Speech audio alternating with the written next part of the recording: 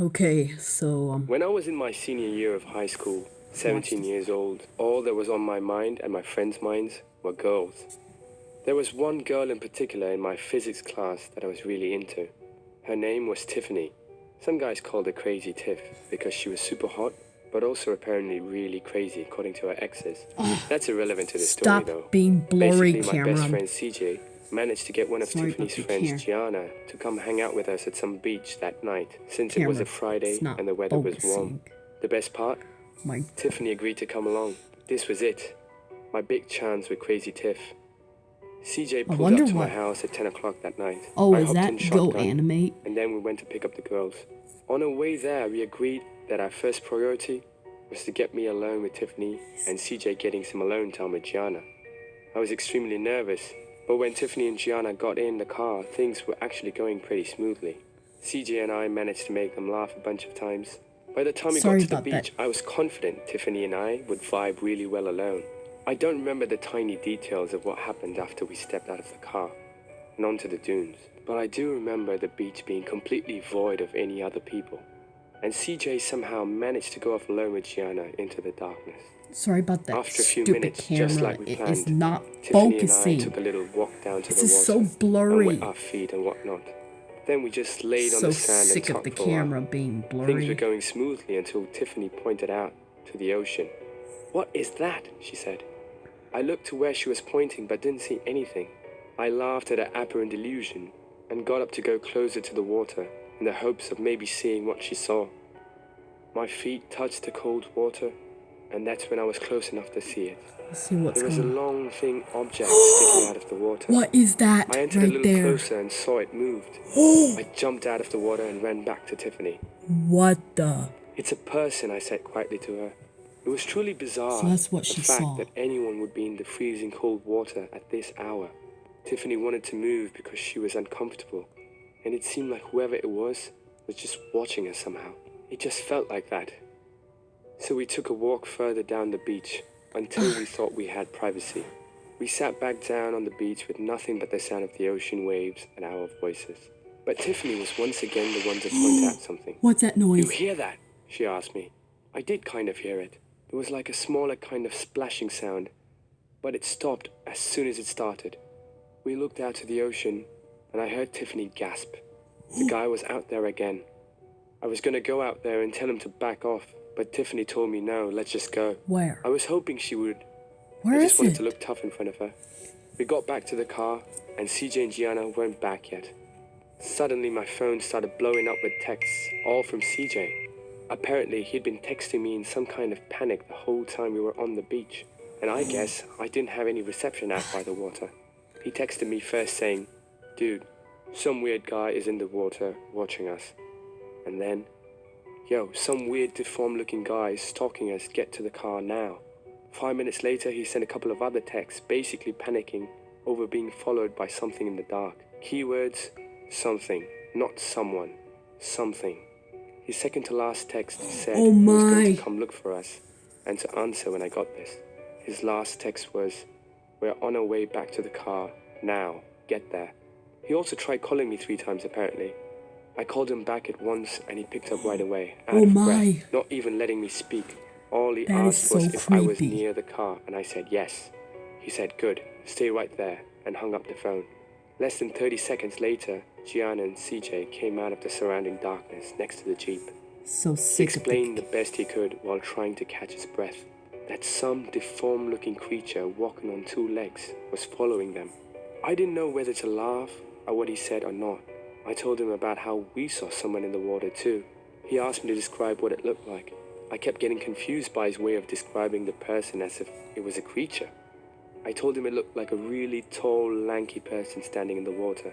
He said he got a chance to take a closer look at it, and it was some kind of deformed humanoid thing. Tiffany and I looked at each other, Oh and my. now we kind of nervously laughed. What he was saying was just too bizarre, but I think parts of both of us took him seriously. Gianna even vouched for what he was saying. What? It was a scream that made us all jump into the car. It was some kind of half-human, half-demonic kind of screaming. I can't describe it, you just have to hear it. Needless to say, we were all frantic in the car. asking CJ questions. But nearer the end of the ride, we all grew silent. I guess we were all just lost in our thoughts about what had happened. To give you an idea of how quickly all of this happened, we were on the dunes for about half an hour. After I heard that scream, I did start to believe CJ somewhat, but I still feel like what I saw in the ocean was a person. Just CJ's way of describing who or what was following him as some kind of deformed humanoid thing on the beach, that is what still freaks me out the most. Whoa! What did I just see that? I think I just see that. I think so. Now let's go ahead and move on to another one.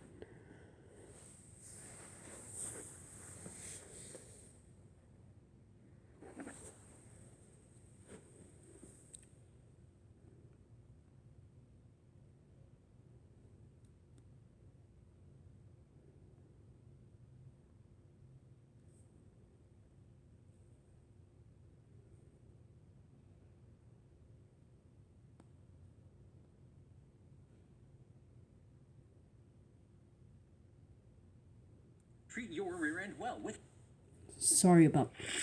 So sick of commercials. Blocking my. So sick of being forced to watch commercials. My name is Arnie. A couple of years ago in the summer, we moved into a new house that was much bigger than our old house. The inside of the house was very huge. Everybody was satisfied with the house. But for some reason, I couldn't get rid of the unnerving feeling. One night, I stayed up late, alone, watching some scary movies on my phone. All of a sudden, I heard what sounded like someone singing. At first, I thought maybe I was just paranoid, or it was coming from the movie I was watching. However, it kept going for like 15 minutes, even though I turned down the volume. I looked at my watch and it was almost 3 a.m. It sounded like a woman, and her voice would get very close to my room. Then it would slowly move through our halls.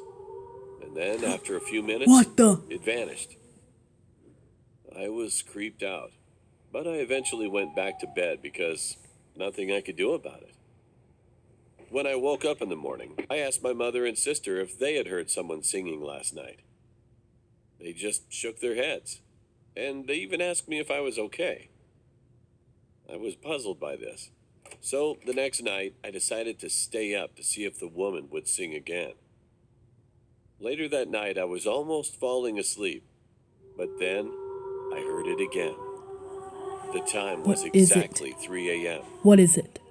I was so scared, too scared to go see who or what it was. Oh my god! I was pretty sure Oh that I was the my. only one who was awake in the house. So I went out into the hallway quietly, and when I turned my head toward the hallway, I froze in fear.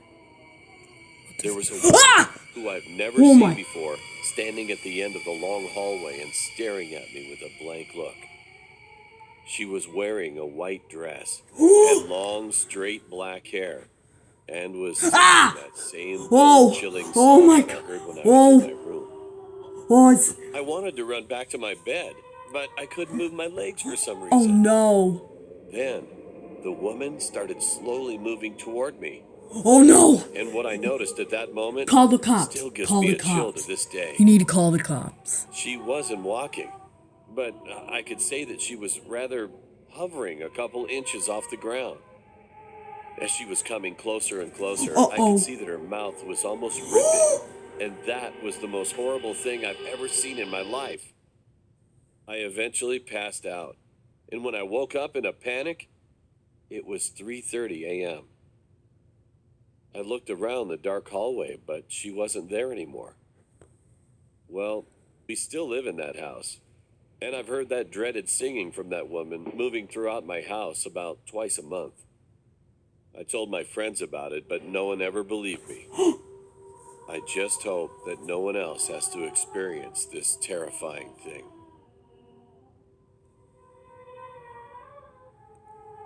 I think that's good now. I think that is good. Thank you for watching. I hope you enjoyed my reaction.